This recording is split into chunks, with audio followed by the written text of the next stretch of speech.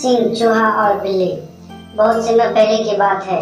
दुर्दांत नाम का एक बलिष्ठ सिंह अर्बुद शिखर नामक पर्वत की गुफा में निवास करता था। प्रतिदिन वह शिकार हेतु वन में जाता और वापस गुफा में आकर विश्राम किया करता था। एक दिन कहीं से एक चूहा उस गुफा में आ धमका और बिल बनाकर रहने लगा। जब भी सिंह विश्राम कर रहा होता, चूहा बिल से निकलता और सिंह के केशों को कुतर जाता।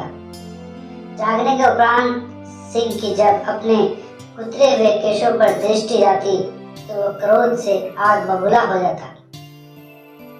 बलशाली होने के बावजूद भी उसका चूहे जैसे छोटे से जीभ पर बस नहीं था। जब भी वह उसे पकड़ने का प्रयास करता, वह चपलता से अपने बिल में घुस जाता और सिंह क्रोधवश दांत पीसता रह जाता। एक दिन सिंह ने सोचा कि इस छोटे से जीभ पर अपनी ऊर्जा व्यर्थ करने का कोई औचित्य नहीं है।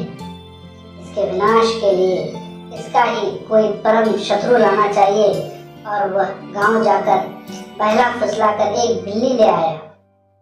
प्रतिदिन सिंह बिल्ली के लिए ताजा मांस लाया करता और प्रेम से उसे खिलाता। बदले में बिल्ली सिंह के विश्राम के समय चौकसी करता। बिल्ली की उपस्थिति में चूहा डर के मारे बिल में घुसा रहता। सिंह अब निश्चित होकर सोने लगा। बिल्ली रोज ताजा मांस प्राप्त कर हृष्ट पुष्ट होने लगी। इधर चूहा बिल में घुसा घुसा कमजोर हो चला था। सिंह के केश उसके आहार थे। आखिर कब तक वह भूखे प्यासे बिल में पड़ा रहा था।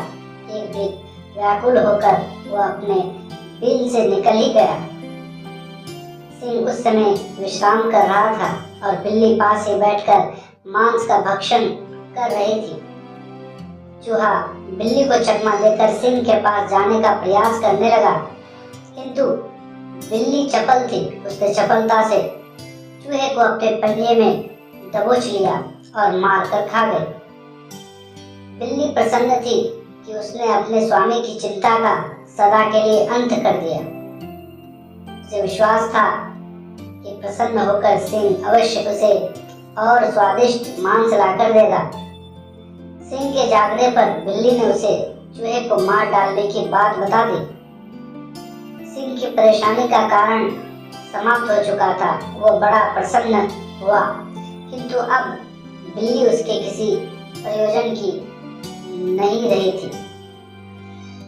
उसने उसे भोजन देना बंद कर दिया। बिना भोजन के बिल्ली कमजोर होने लगी। उसे समझ में आ गया कि चूहे को मारकर उसने अपनी उपयोगिता समाप्त कर दी है, इसलिए सिंह उसकी उपेक्षा करने लगा है।